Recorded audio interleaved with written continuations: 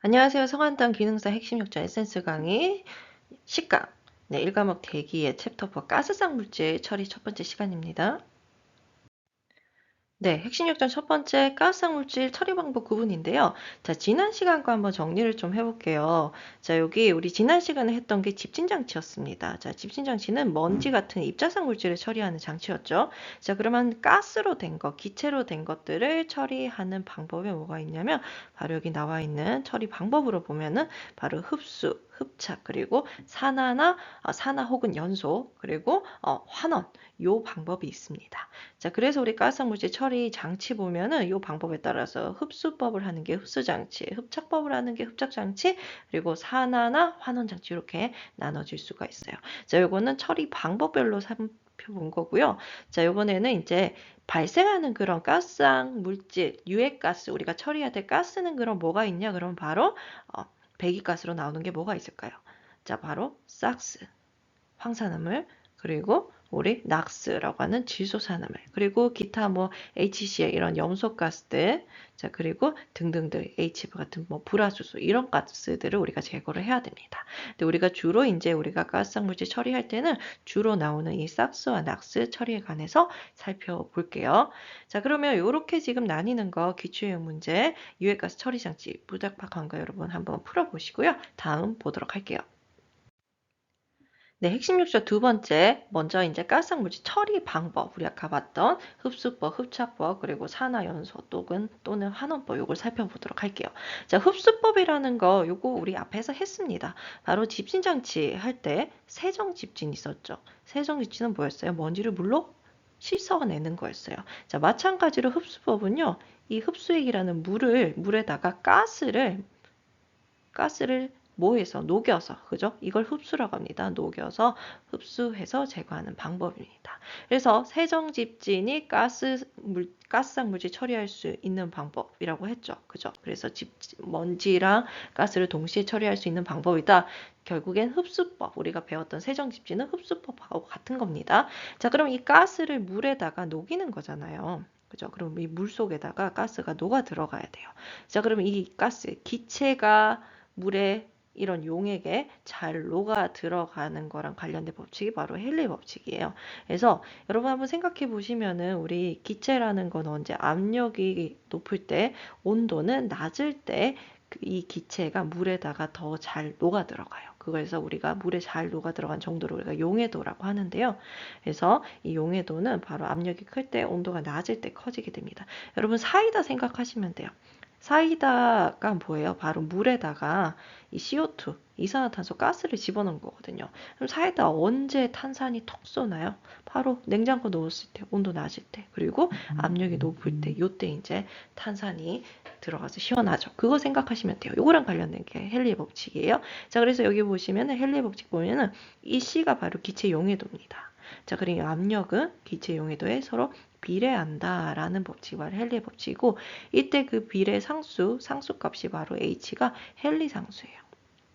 그래서 여러분이 한번 봐주시고요. 이 헨리의 법칙이 잘 적용되는 기체가 있고 또 적용이 어려운 기체가 있어요. 자, 이 헨리 법칙은 뭐냐면 이거예요. 압력을 만약에 2배 높였다. 그러면 용해도도 2배 높아져야 되는 애예요. 일단 이렇게 한마디로 3배 높이면 또 용해도도 3배 높아지는 거. 이런 게 잘 적용되거든요. 어떤 애가 용해도가 작은 애들이 잘 적용이 됩니다. 자, 어떤 애들이 용해도 작은 애들인지 여러분 봐주세요. 주로 공기 중에 흔한 애들이에요. 근데 헨리 법칙이 적용되기 어려운 애들은 2배 높였더니 압력을 2배 높였더니 막 10배 녹아 들어가는 애.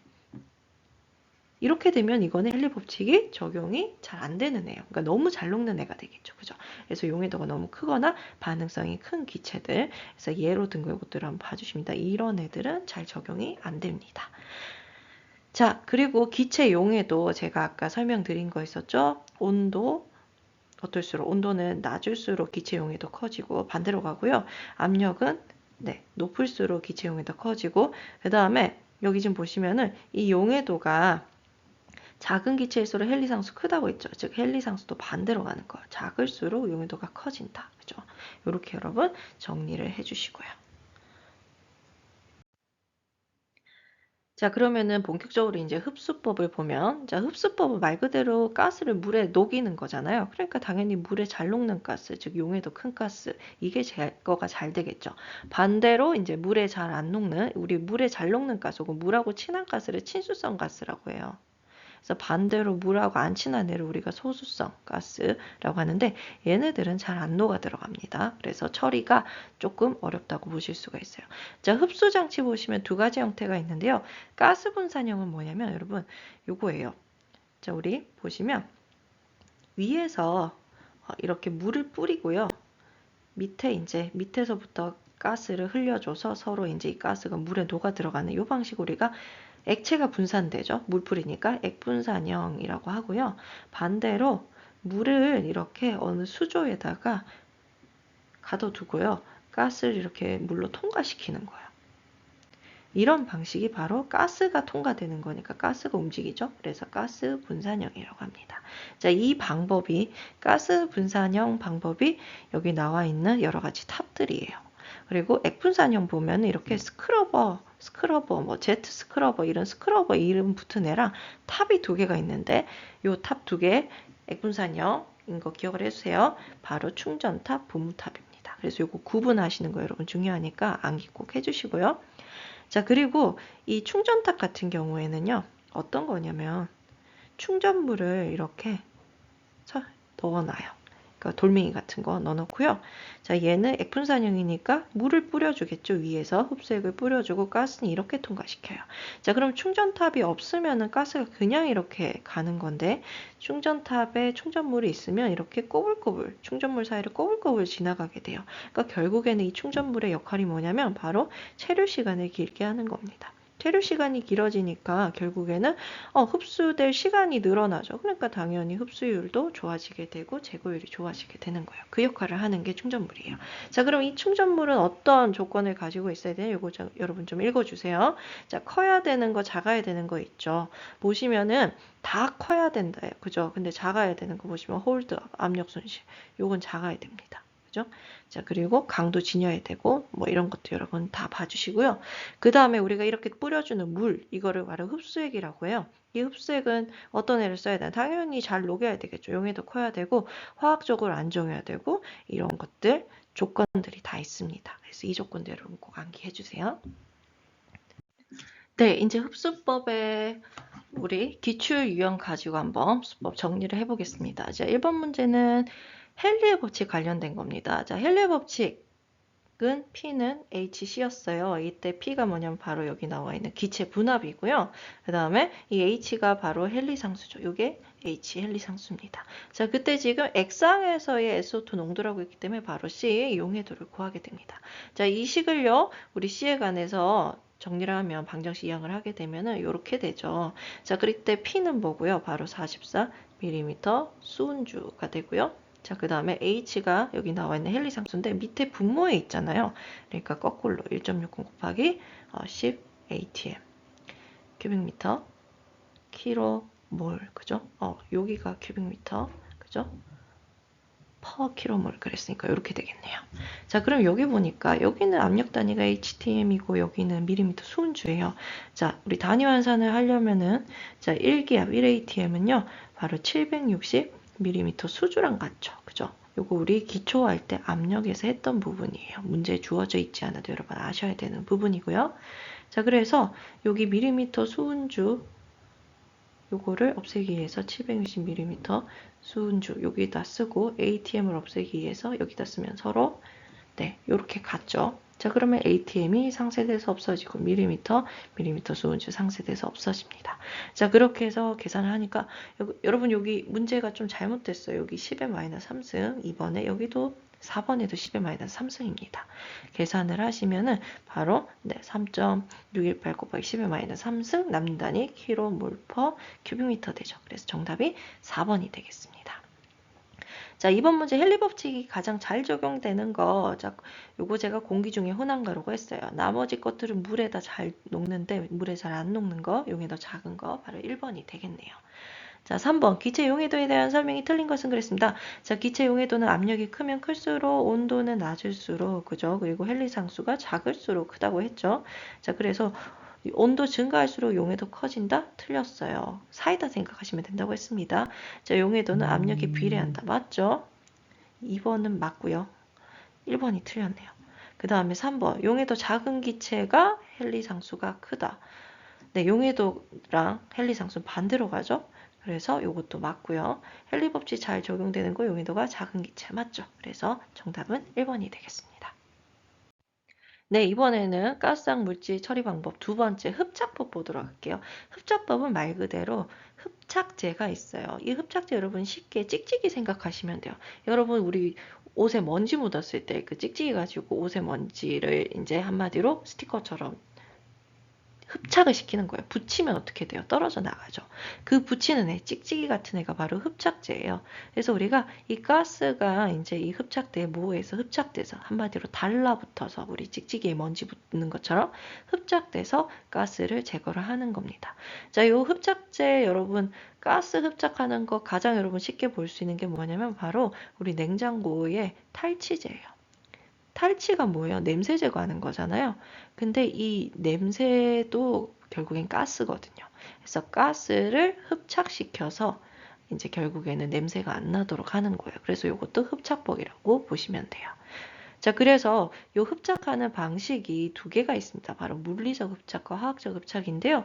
요거 여러분 구분을 해주셔야 돼요. 자, 물리적 흡착은 가역 반응이에요. 가역 반응은 우리 정반응, 역반응이 동시에 일어나는 거예요. 즉 흡착도 일어나고 요 반대 반응인 떨어져 나가는 탈착도 일어나는 반응이 물리적 흡착이고 화학적 흡착은 흡착만 되는 거예요. 그러니까 떨어뜨리는 탈착은 안 되는 겁니다.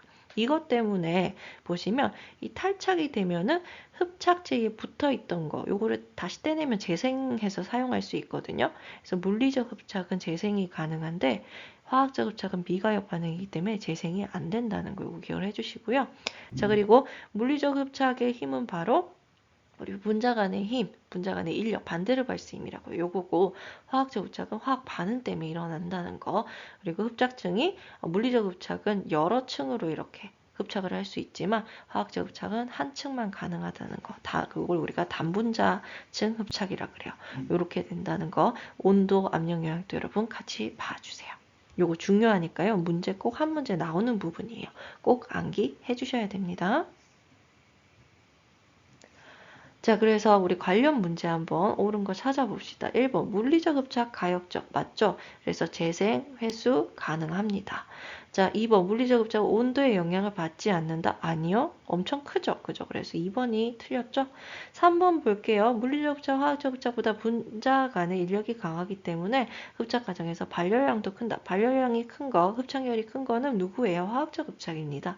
그래서 이거 틀렸고요. 다음 4번 물리적 흡착에서는 용질의 분자량이 적을수록 유리하게 흡착한다. 클수록 유리하게 흡착해요. 여러분 보세요. 찍히기 붙일 때도 좀 먼지 큰 게 잘 달라붙지 아주 작은 거는 좀 어렵잖아요. 그죠? 그거 생각하시면 됩니다. 그래서 정답이 1번이에요. 자, 흡착제로 사용하는 종류 여러분 꼭 중요하니까 봐주시고 제일 많이 쓰는 게 활성탄 실리카겔 정도라는 걸 봐주시고요. 흡착제는 잘 달라붙어야 되기 때문에 표면적이 커야 된다는 거 보시고 나머지도 여러분 읽어봐 주세요. 네, 이번에는 산화법이에요. 산화법은 뭐냐면은 말 그대로 산화시켜서 우리 산화가 빨리 되면 뭐라고 했어요? 바로 연소라 그랬죠. 그죠? 그렇게 해서 우리가 이 오염 물질을 제거를 하는 거예요. 예를 들면 여러분 만약에 일산화탄소다 그러면은 산화되면 CO2가 되죠. 우리가 CO2라든가 H2만 나오면은 이거는 이제 잘 처리된 거예요. 그러니까 청정 상태로 잘 처리된 겁니다. 근데 CO 상태는 바꿔줘야 돼요. 그래서 이렇게 CO2로 탄소 바꿀 수 있는 거죠. 자, 이렇게 해서 일산화탄소 같은 거를 우리가 이렇게 청정 상태로 만들어주기 위해서 산화를 시켜야 되니까 이렇게 산화시키는 거죠. 산소가 늘어났잖아요. 이게 산화죠. 그렇게 하는 방법이 산화법이에요. 자, 이때 연소시키는 게 연소산화법, 직정연소법이고 촉매를 사용해서 또 산화시킬 수가 있어요. 이게 촉매산화법입니다. 자, 촉매를 사용하면은요, 이 촉매라는 거는 어떤 애냐? 바로 반응 속도를 증가시키고, 그렇게 해서 이제 우리 처리 효율을 높아주게 되고, 그 과정에서 또 요 연소 온도는 또 낮춰줄 수 있어요. 그래서 여러분 촉매산화법, 뭐 촉매한원법이든 이거는 보세요. 집진효율은요, 제거하는 효율이 엄청 높고요. 그 다음에 보시면은 이 촉매를 사용해서 이제 보시면 연소산화법은 이렇게 높은 온도로 아주 높게 처리를 해야 되지만 얘는 250에서 450 정도로 아주 낮은 온도에서 또 우리 산화를 시킬 수 있다는 거. 요거 여러분 보셔야 됩니다. 그래서 촉매를 사용하게 되면은 온도는 낮아지고 효율은 더 높아지는구나 이렇게 기억을 하십니다. 자, 그리고 사용하는 촉매들, 산화 촉매로 어떤 거 써주시는지 여러분 봐주세요. 자, 그러면 기출형 보시면은 지금 보니까 촉매 산화라고 했잖아요. 그러면 적정 온도 얼마예요? 네, 요거죠. 2번. 그죠? 그래서 정답 이렇게 쉽게 찾으실 수가 있어요. 자, 그래서 지금까지 우리가 봤던 건 가스상 물질에 뭘 봤나요? 처리 방법별로 봤어요. 그죠? 흡수법, 흡착법, 산압, 연소법 이렇게 봤고요. 이번에는 우리가 처리해야 될 가스, 유해가스 종류에 따라서 볼게요. 자, 이렇게 세 가지로 삭스, 락스 그리고 기타로 나눠줄 수가 있습니다. 그 중에 첫 번째 우리 삭스, 황산화물이에요. 자, 이 삭스는요, 황이, 그죠? 연소돼서 생성이 되는 거예요. 근데 이 황이라는 게 어디 들어있냐면 연료에 들어있거든요. 근데 황이 좀 안 좋은 연료일수록 더 많이 들어있어요. 그래서 좀 더 많이 들어있는 거 휘발유 말고 바로 중유에 많이 들어있습니다. 그래서 이 중유 중에 즉 연료 중 이 중유 중에서 황을 제거하는 걸 중유 탈황이라 그래요. 그래서 중요 탈황을 할 수도 있고요. 혹은 이렇게 이미 배기가스로 발생한, 그러니까 우리 배기가스 배연이라고 그러죠. 연기, 그죠? 이 중에서도 또 황을 제거하는 걸 배연 탈황이라 그래요. 그래서 연료 중에 황을 제거하는 방법이 가장 많이 쓰는 게 우리 접촉 수소와 탈황이 되는데 이거 방법 정도만 봐주시고요. 그 다음에 우리 가스 중에서 이제 배연 탈황 같은 경우에는 가스상 물질 처리하는 거랑 똑같아요. 그러니까 흡수법, 흡착법, 산화법 들어가고 거기에 추가로 이제 전자선 조사법까지 쓰인다는 거 봐주시면 되시겠어요? 네, 이번에는 이제 납스, 질소산화물 보겠습니다. 제가 질소산화물은요, 얘는 연료 중에는 잘 없어요. 근데 어디서 많이 생기냐면 우리가 연료를 연소를 시키는데 그걸 어디에서 연소를 시키냐? 바로 연소실에서 연소를 시켜요. 이 연소시킬 때 산소가 필요하죠. 그 산소를 바로 공기를 넣어줘서 우리가 연소를 시키는데 이 공기 중에 산소는 21% 들어있지만 제일 많은 게 뭐냐면 바로 질소입니다. 질소가 78% 들어있어요.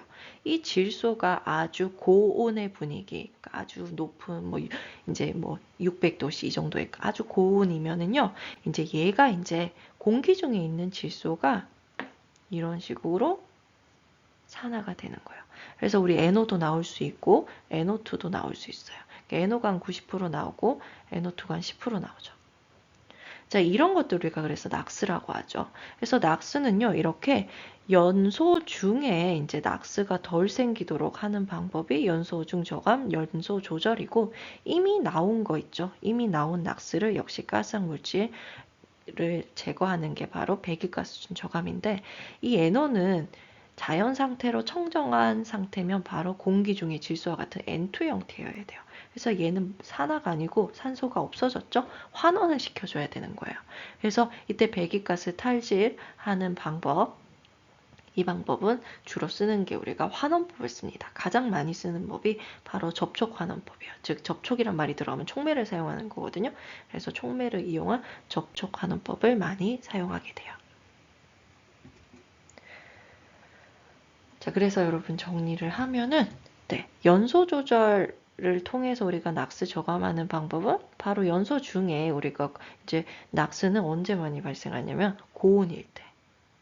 그죠? 그리고 온도 높으면 더 많이 발생하고 그리고 공기, 산소가 많으면 많을수록 공기가 많을수록 질소가 더 많이 들어오잖아요. 그래서 많이 생겨요. 그래서 얘네들을 온도를 줄여주고 공기가 덜 쓰도록 해서 우리가 결국에는 연소 조절할 때 낙스를 제거할 수 있고 그 다음에 발생한 낙스를 이미 발생한 거는 아까 말씀드렸던 접촉환원법 이런 걸 이용해서 우리 배기가스 탈질이 가능한 겁니다. 자, 그래서 이 연소 조절로 우리 낙스 제거하는 방법 제가 말씀드렸죠. 질소는, 낙스는 고온일 때, 공기 많을 때 잘 발생하니까 저온으로 연소를 하고, 그 다음에 공기 적게, 저산소, 또 질소 적게, 저질소 성분, 우선 연료, 그 다음에 2단 연소를 하면 또 공기 적게 쓸 수 있거든요. 그 온도 낮추는 거 다 들어가죠. 배기가스 재순환을 해도 우리가 또 공기를 덜 쓸 수 있어요. 그래서 이런 방법으로 우리가 제거를 할 수 있습니다. 그리고 우리 배기가스 중에서 이제 낙스를 제거하는 방법 여러 가지가 있는데, 여기 보세요. 가스상 물질 처리하는 흡수, 흡착 다 들어있죠. 그리고 산화나 환원인데 이번에는 네, 질소나 환원을 시켜야 되니까 촉매환원법 들어가게 돼요. 그리고 촉매환원법이나 접촉환원법이 여러분 같습니다. 접촉이란 말이 들어가도 촉매를 사용하는 거예요. 그래서 이렇게 보시고 수세법도 들어가죠. 수세법이 또 어떻게 보면 여러분 이게 흡수법이에요. 그러니까 물로 씻어내면 수세법인데 흡수법도 결국엔 흡수액 물에다 녹이는 거거든요. 그래서 용어가 이렇게 다르게 나오더라도 여러분 같은 거라고 봐주시고요. 그래서 이런 방법으로 제거가 가능해요. 자, 이 여러 가지 그리고 낙스 저감 방법 우리 아까 봤던 배연 중에서 그죠? 우리 이미 발생한 낙스 중에서 질소를 제거하는 방법, 낙스 제거하는 방법, 촉매하는 법 한번 살펴볼게요. 다른 말로 접촉하는 법입니다. 자, 요 방법은요. 자, 촉매란 말이 들어가니까 촉매를 이용해서 환원을 시키는 거예요. 그래서 우리 낙스를 뭘로 N2 형태로 환원 제거하는 겁니다. 산화 아닙니다. 자, 이때 분류를 보면 선택적 촉매 환원법이 있고 비선택적 촉매 환원법이 있어요. 선택적은 뭐냐면 뭐를 먼저 선택을 해서 이 낙스를 먼저 질소 N2로 선택적으로 얘를 먼저 제거를 하는 거예요. 그럼 비선택적은 뭐냐면요. 자, 낙스 먼저 제거하기 전에 이 산소를 환원제로 먼저 소비를 한 다음에 그 다음에 이제 이 낙스를 질소 환원을 하는 거예요. 그래서 선택적은 낙스 먼저, 그죠? 그 다음에 비선택적은 산소 먼저 이렇게 생각을 해주시면 돼요. 이때 사용하는 둘 다 공통점은 촉매를 사용하는 거죠. 사용하는 촉매, 산화촉매들, 환원촉매들 여러분 봐주시고요. 그리고 사용하는 환원제도 또 달라요. 그래서 이것도 여러분 보시고, 그 다음에 촉매를 사용하면은요, 여러분 온도가 한 200에서 400 정도로 되게 낮아져요. 촉매를 사용을 하면은 제가 어떻다 그랬죠? 촉매를 사용하면 온도가 낮아지고, 그 다음에 효율은 높아지고, 대신에 이제 촉매를 활동을 방해하는 거 우리가 촉매독이라 하는데 그거 사용을 주의해야 돼요. 그래서 촉매를 사용하는 건 선택적이든 비선택적이든 촉매 사용하니까 온도 다 낮죠? 처리 효율이 높아요. 근데 세 번째 보니까 선택적 무촉매 하는 법 그러면 말 그대로 촉매를 사용하지 않고 질소 먼저 선택적이니까 질소 먼저 환원을 하는 방법이에요. 촉매 사용하지 않으니까 온도가 굉장히 높아지고 효율이 굉장히 떨어졌죠. 그래서 요 세 가지 구분해서 여러분 기억을 해주십니다. 자, 요렇게 해서 우리 이번 시간까지 이제 챕터 4의 가스물질 처리 첫 번째 방법 해서 우리 가스물질 이제 처리 방법별 그리고 종류별로 살펴봤습니다.